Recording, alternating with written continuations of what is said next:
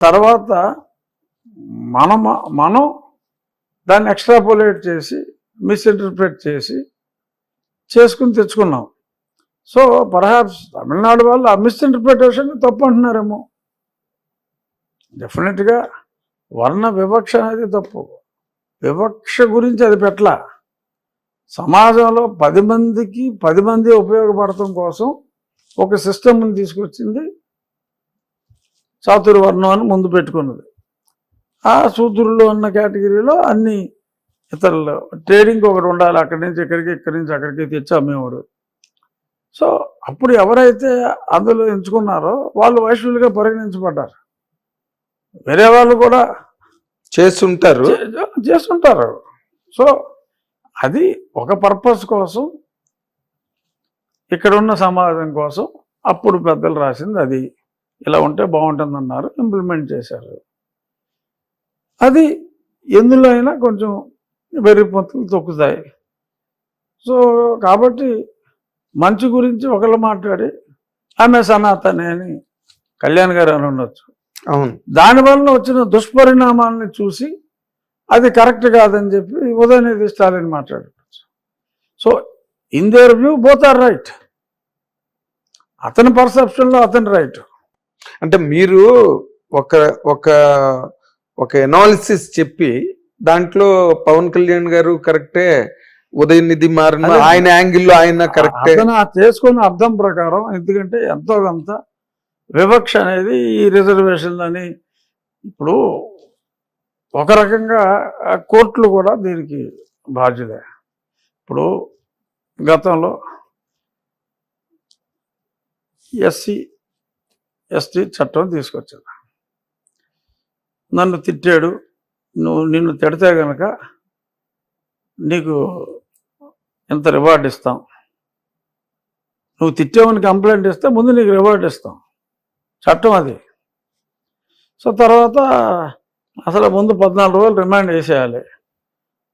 ఒక దళిత సోదరుడు ఒక కంప్లైంట్ ఇచ్చి పలానా నాగేంద్ర కుమార్ అనే బ్రాహ్మణుడు నన్ను ఈ రకంగా దూషించాడని చెప్పి పోలీస్ స్టేషన్కి వెళ్తే ఎఫ్ఐఆర్ రిజిస్టర్ అయితే 10,000 ప్రైజ్ ఇస్తారు ఆడికి. So in a way it has become an encouragement.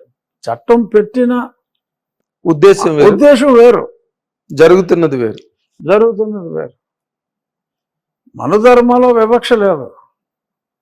అందరూ అందరినీ గౌరవించాలి, ఎవడు చేసే పని అటు చేయాలన్నాడు అంతే. ఆ వెరితనాన్ని ఉదయనిధి ప్రశ్నిస్తున్నాడు. అందులో ఉన్న ఆలోచనని పవన్ కళ్యాణ్ గారు ప్రశ్నిస్తున్నాడు. దానిలో ఉండే పాజిటివ్ ఆస్పెక్ట్ ని ప్రాపప్ చేస్తారు. దానివల్ల వచ్చిన నెగిటివ్ ఇంప్రెషన్స్ ని ఉదయనిధి ప్రశ్నిస్తున్నాడు. So both are not wrong, because అది మిస్ఇంటర్ప్రిట్ అయ్యింది అన్డౌటెడ్లీ. ఇప్పుడు దీనివలన ఈ చట్టం పెట్టినందువల్ల జరిగింది ఏంటి? ఇప్పుడు ఎవరో ఒక అతను దళిత వర్గానికి చెందిన వ్యక్తి ఇల్లుకి అద్దెకివ్వాలంటే భయపడుతున్నారు. ఎందుకు? Not because of any hatred towards them. I have utmost respect for Dalits. ఎందుకంటే అందరూ సమానమే. ఎప్పుడో మా ముత్తాతలు ఎప్పుడో ఈ వర్ణంలో వచ్చారు, మనం ఆ వర్ణంలో ఉన్నాం. సో ఆల్ ఆర్ ఈక్వల్ అనేది నా సిద్ధాంతం. కానీ ఈ చట్టం వల్ల వచ్చిన ఇబ్బంది ఏంటంటే రేపొద్దు నేను ఇంటి వద్ద అడిగితే నా మీద కేసు పెడతాడేమో అని భయం. అతను పెడతాడా పెట్టడా అన్నది పక్కన పెడితే పెడతాడేమో అన్న భయం వస్తుంది సమాజంలో. అది తెలియకుండా ఉంది, అది అంతర్లీనంగా ఉంది. బయటకు అనడానికి భయపడుతుంది. బయటకు అనరు, లేదండి ఇల్లు ఖాళీ లేదండి అని వేరే వాళ్ళు చూసుకుంటారు. ఎందుకు? ఇది మన చట్టాల ద్వారా లేని అంతరాన్ని మనం క్రియేట్ చేస్తున్నాం. ఇప్పుడు ఇది చాలదన్నట్టు ఓకే, మా ప్రభుత్వమే మాట్లాడింది, బీసీలకు కూడా ఈ చట్టం అంటున్నారు. మరి అది ఇంకొక తలనొప్పి కదండి, మామూలు తలనొప్పి కాదు.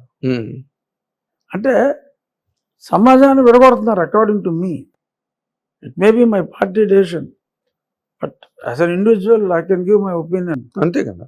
ఇప్పుడు 50% బీసీలు ఉన్నారండి, 20% ఎస్సీలు ఉన్నారండి. ఇక మిగిలిన సోకాల్డ్ అగ్రవర్ణాలు, అగ్రవర్ణం లేదు, గుండు లేదు, ఎవరి దగ్గర డబ్బులు లేవు. డబ్బులు ఉన్న వాళ్ళ దగ్గర డబ్బులు ఉన్నాయి, లేని వాళ్ళ దగ్గర లేవు. డబ్బులున్న అందరికన్నా బిగ్గెస్ట్ అగ్రవర్ణంగా ఈ చాతుర్వర్ణంలో చెప్పేది బ్రాహ్మలు. బ్రాహ్మణులు ఉన్నంత దౌర్భాగ్య స్థితిలో ఎవరు లేరు. అవును, చెప్పాలి అంటే చదువుకు తగ్గ ఉద్యోగాలు రావు. ఎందుకంటే రిజర్వేషన్లో 100కి 99 వస్తాయి, కానీ మీకేమి రావు. 70 వస్తే మీకు ఉద్యోగం రాదు. సో ఈ చాతుర్వర్ణ సిస్టంలో ఇప్పుడు చంకనాకపోయింది బ్రాహ్మణులు, according to me, honestly I'm telling. So అదొక 3%. ఇప్పుడు సోకాల్డ్ సమాజంలో బ్రాహ్మణులు ఒక 3% అండి, వైశ్యులు ఒక 4% ఉంటారు, క్షత్రియులు ఓ 1% అండి. సరే, కమ్మవారు ఒరిజినల్గా శూద్రులైన అగ్రవర్ణంలో ఉన్నారు. సో కమ్మవాళ్ళు ఒక 6% వేసుకోండి. రెడ్డి అనే కులం లేకపోయినా దట్స్ ఎ టైటిల్. కాపులు, రెడ్లు అంతా మోరల్లెస్ సేమ్. ఏం వేసుకున్నా ఈ అగ్రవర్ణాలు ఆ చాతుర్వర్ణ సిస్టమ్ తీసేసి ఒక 25% ఎస్సీ, ఎస్టీ, బీసీ, మైనారిటీ. ఎందుకంటే మైనారిటీ కూడా బీసీలో వస్తారు. వీళ్ళని చూసుకుంటే మీకు 75% అయిపోయింది. సో వివక్షకు గురైంది ఎవరు? ఇప్పుడు రేపు బీసీ చట్టం కూడా వస్తే ఈ మిగిలిన సోకాళ్ళ అగ్రవర్ణ కులాలు వివక్షకు గురవుతారు. చాలా స్పష్టంగా కనిపిస్తుంది కదా, మీకు అర్థమవుతుంది. ఇప్పుడు హ్యాపీగా అందరూ కలిసి ఉన్నాం, ఒక అక్కర్లేని హక్కుని ఓట్ల కోసం ఇంకా దేనికోసం నువ్వు ఇచ్చి, అలా అడగని హక్కు, అక్కర్లేని హక్కు. ఎవడన్నా ఉద్యమాలు చేశాడా మాకు మేము వివక్షకు గురవుతున్నామని? ఇప్పుడు అసలు వివక్షకు గురయ్యేది ఎవరు తెలుసా? వైశ్యాసు, బ్రాహ్మిన్స్. నేను ప్రత్యక్షంగా చూస్తున్నా. బ్రాహ్మణుడు అంటారు, బ్రాహ్మణుడు అని పలకడం కూడా కష్టమే. బ్రాహ్మణుడు అంటారు. ఇప్పుడు అసలు స్కూల్లోనేమో తెలుగు తీసేస్తున్నారు, సరిగ్గా స్పష్టంగా పలకలేని పరిస్థితి. సంస్కృతి అలాగే లేదు. ఇప్పుడు బ్రాహ్మణుణ్ణి బ్రాహ్మణుడు అంటారు. క్షౌరం చేసే వ్యక్తిని మనం పూర్వం పరిభాషలో మంగళి అని, మన పుస్తకాలన్నింటిలో కూడా మంగళి అని ఉంటుంది. అవును. ఇప్పుడు నాయి బ్రాహ్మణుడు అనకపోతే అతను కేసు పెట్టచ్చు, అనకపోతే పెట్టచ్చు. బ్రాహ్మణుడినేమో బ్రాహ్మణుడు అంటే నీకు దిక్కుమొక్కు లేదు. కరెక్ట్. ఒక నాయి బ్రాహ్మణుడిని అంటే నాయి బ్రాహ్మణుడు అన్న పదం ఉందని అసలు ఇవాళ ఉన్న ఇంగ్లీష్ మీడియం ఎడ్యుకేషన్లో లేదు. కానీ నువ్వు బార్బర్ అంటే ఒప్పుకోడు, ఇంగ్లీష్లో నీకు బార్బర్ అని ఉంటుంది. నాయి బ్రాహ్మణుడికి ప్రత్యామ్నాయ పదం లేదు అక్కడ, వాషర్మెన్ అని ఉంటుంది. ఈ చట్టం ప్రకారం యూ వాషర్మెన్ అంటే నాకు లేదు, ఎందుకంటే ఇంగ్లీష్ మీడియం చదువుకుంటున్నాడు, ఇంగ్లీష్లో వాషర్మెన్ అనే ఉంటుంది. దానికి వేరే నామినిక్లేచర్ లేదు కదా, వేరే నామినిక్లేచర్ లేదు. ఓ రజిక అని పిలవకపోతే అతను కేసు పెట్టచ్చు. చాలా పెక్యులర్ ప్రాబ్లమ్స్. రజిక చట్టం అదే చెప్తుంది. ఇప్పుడు ఎలా ఇంత కాంప్లెక్స్ కావుడోడు అంటే నీ కేసు పెడతానికి లేదు, దాని పక్కన ఇంకో సఫిక్స్ కూడా పెడతారు. మనం మాట్లాడుకోలేము సభ్య సమాచారం, డబ్బులు కూడా పెడతారు. అదే అనుభూతున్నాను. సో మీరు అనవచ్చు బీయింగ్ ఏ బ్రాహ్మణ్, నేను అనలేను అంటే మళ్ళీ బ్రాహ్మణ సంఘాలు నన్ను కూడా పడతాయి. అవును, బ్రాహ్మణ కొడుకులు అంటారు కదా. అదే మీరు అనవచ్చు, మిమ్మల్ని ఎవరేమనరు. నేను అన్నాను అనుకోండి, మళ్ళీ నన్ను తప్పడతా. ఇప్పుడు అలాగా మీరు వర్ణ వివక్షకు గురవచ్చు. కానీ అసలు పదాలే లేని ఇప్పుడు ఇంగ్లీష్ మీడియమే అయిపోతుంది. రజకుడు అంటే ఎంతమంది తెలుసండి? ఎప్పటికీ తెలియదు. అసలు చెడు ఉద్దేశం మనసులో ఉండదు.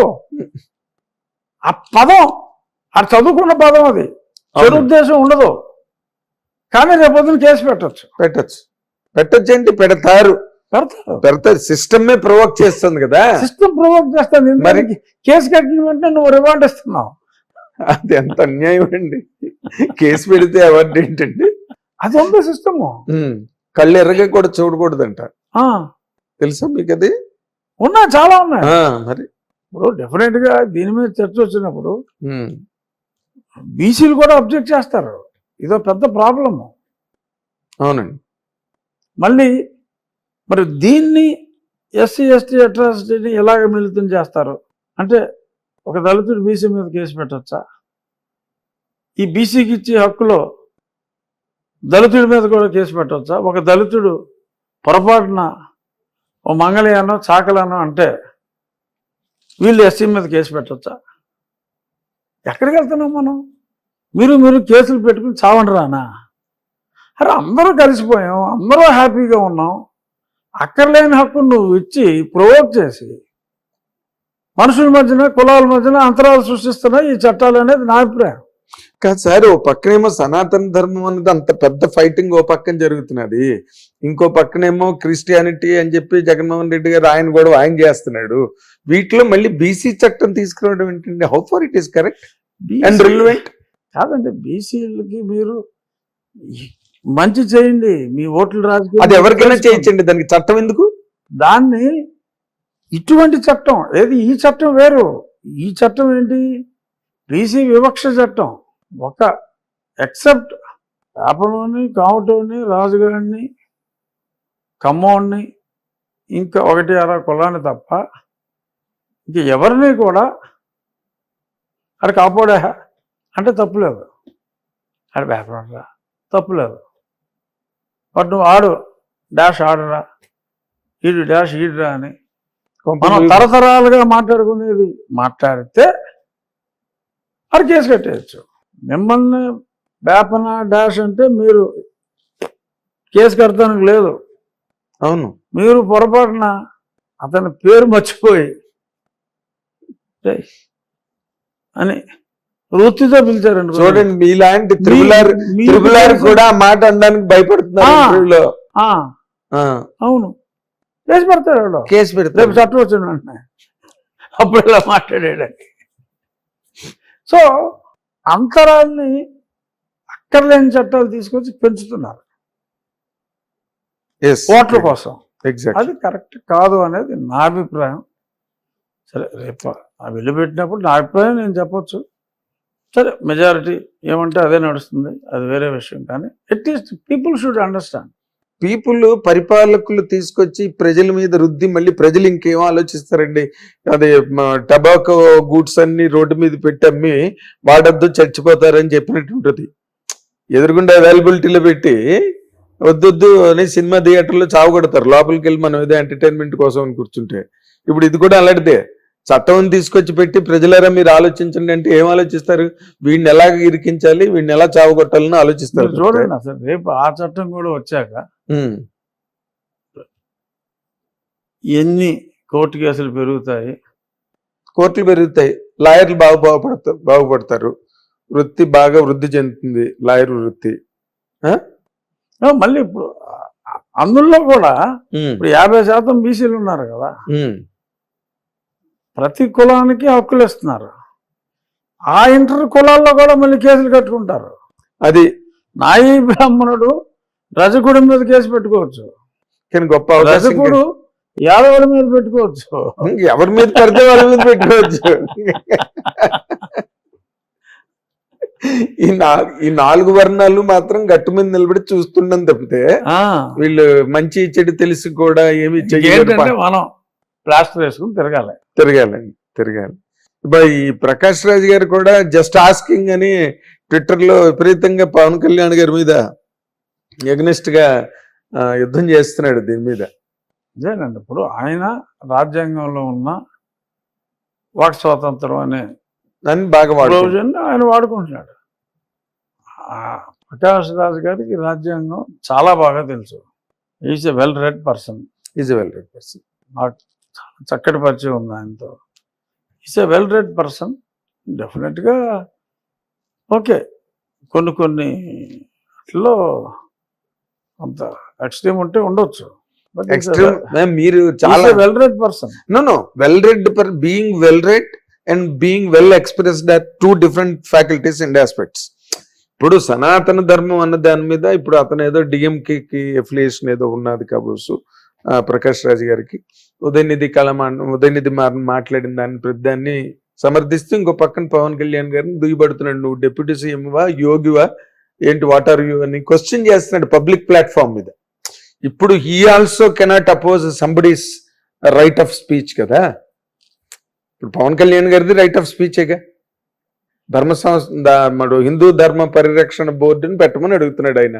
దాన్ని మీరు కూడా సమర్థించారు. నేను సమర్థించడమే కాదు, అసలు వీళ్ళందరూ హిందువులుగానో లేకపోతే ఇంకో రకంగానో సనాతనీయులుగా మారక ముందే నేను 4 ఏళ్ల క్రితం పార్లమెంట్ లో మాట్లాడిన టాపిక్ కదా అది. 4 ఏళ్ల క్రితం మాట్లాడాను ఈ బోర్డు కావాలని. బట్ దాని మీద ఏమైనా దానికి సంబంధించిన ఏర్పాట్లు కానీ ఏవి ఇప్పుడు కళ్యాణ్ గారు పట్టుకున్నారు కాబట్టి అవ్వచ్చు. అప్పుడు నేను పార్లమెంట్ లో మాట్లాడాను, చాలా మంది నా మీదకి వచ్చారు, ఇదేంటి ఎలా మాట్లాడాను, బీజేపీ వాళ్ళు సమర్థించారు. కాదు మీరు మాట్లాడితే మీ మీదకి రావడం కాదు, మీ మీదకి వచ్చే మాటలే మీరు మాట్లాడతారు. జనరల్ టాక్ ఉండదు మీ దగ్గర. 10 మందిని ప్రేరేపించి ఆలోచింపజేసే మాటలే మీరు మొదటి నుంచి మాట్లాడుతున్నారు. అవన్నీ ప్రూవ్ అయ్యాయి. జగన్మోహన్ రెడ్డి గారి మీద మీరు డైరెక్ట్ గా ప్రత్యక్ష యుద్ధానికే దిగారు, being with in the party. So మీరు ఇంకా ఆయిరత్తులు వరుణ్ అంటారు తమిళ్లో, అంటే వేలల్లో ఒక్కడు అన్నమాట. అలాగే ఇప్పుడు ఈ రోజున పవన్ కళ్యాణ్ గారు కూడా ప్రభుత్వంలోకి వచ్చి ప్రభుత్వ పీఠం మీద ఉన్న వాళ్ళు ఎవరు కూడా ఒక మతాన్ని ఓన్ చేసుకుని మాట్లాడలేదు ఇప్పటి వరకు కూడా ఎవరు. బట్ దాన్ని ఆయన చాలా ప్రాక్టికల్ గా is reiterating vociferously on every dais, on every possible occasion. దానికి ఏమైనా మరి నరేంద్ర మోడీ గారు కూడా హిందూ ధర్మ పరిరక్షణ ఆస్పెక్ట్ లోనే ఆయన మూవ్స్ అన్ని ఉంటాయి. దాని గురించి ఏమైనా కట్టుదిట్టమైన ప్రణాళిక ప్రాతిపదిక తయారవుతున్నదండి లేదా? తెలియదు. అది దేశ ప్రధానికి ఒక రాష్ట్ర ఉప ముఖ్యమంత్రికి ఉన్న రిలేషన్. అంటే ఎలియన్స్ పార్టీయే కదా, కూటమే కదా మీరందరూ కాదండి. కూటమి నాయకులు మాట్లాడుకోవటం వేరు, కూటమిలో ప్రతి ఓడు నాయకుడు కాలేడు కదా. అవును, అఫ్ కోర్స్ నాయకుడు. మరి మీ తాలూకుది ఎప్పుడు మేము వినడమే తప్పితే ఈ రోజు వరకు ప్రభుత్వం వచ్చేప్పుడే 4-5 నెలలు అయిపోతున్నదా? 4 నెలలు దాటింది.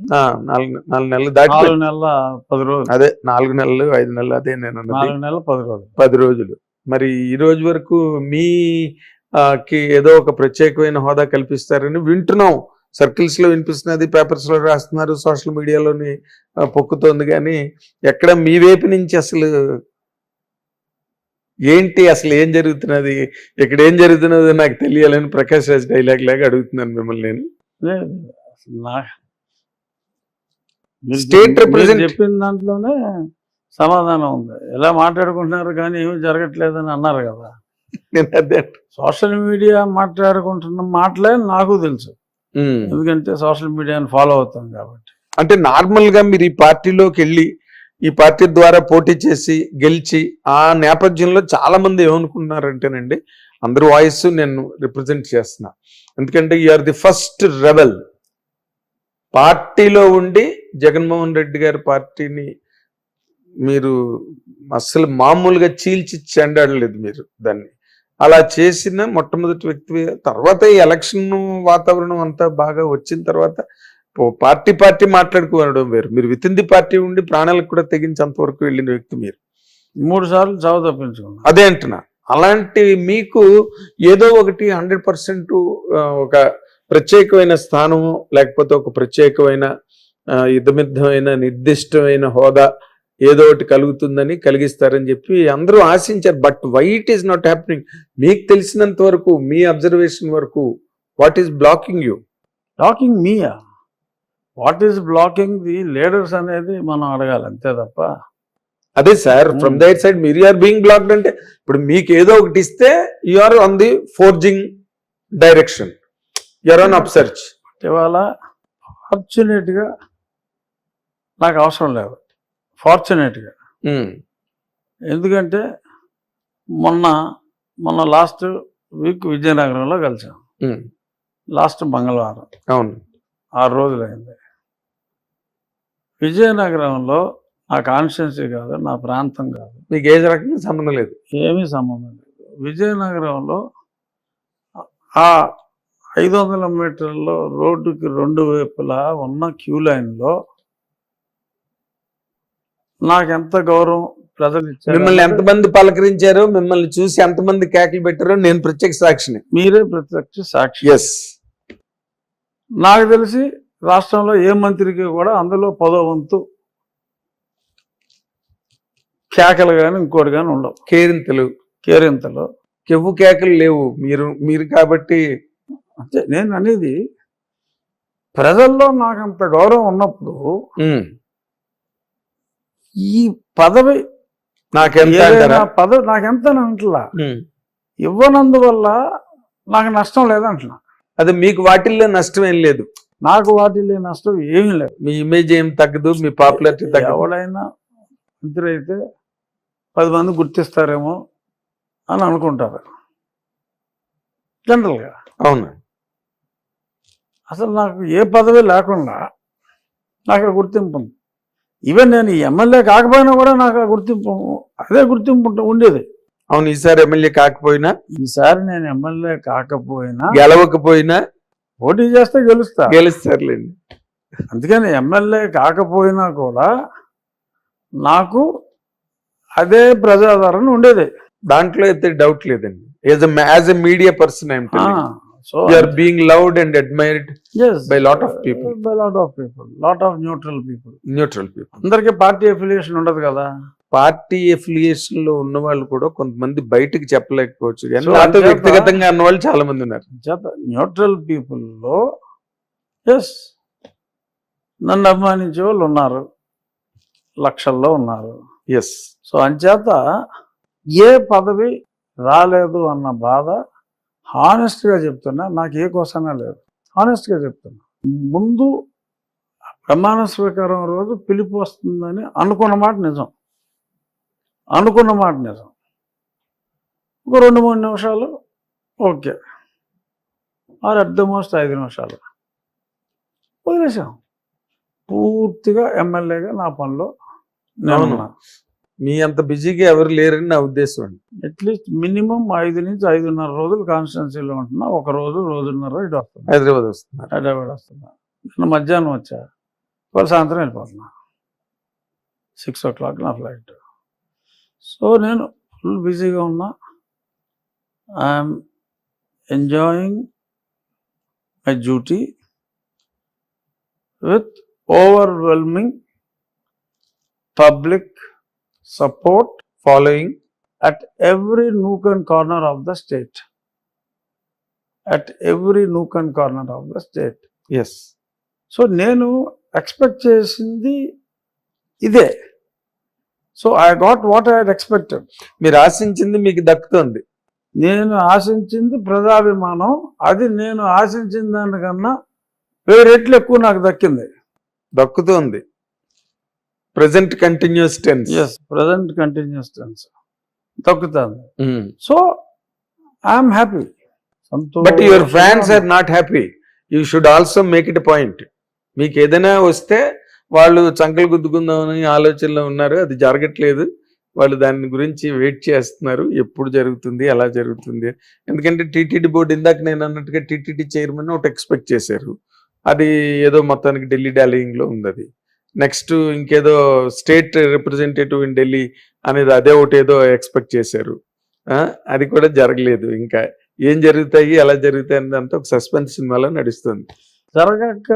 జరగనిదే ఎందుకు జరగలేదు I think people will no.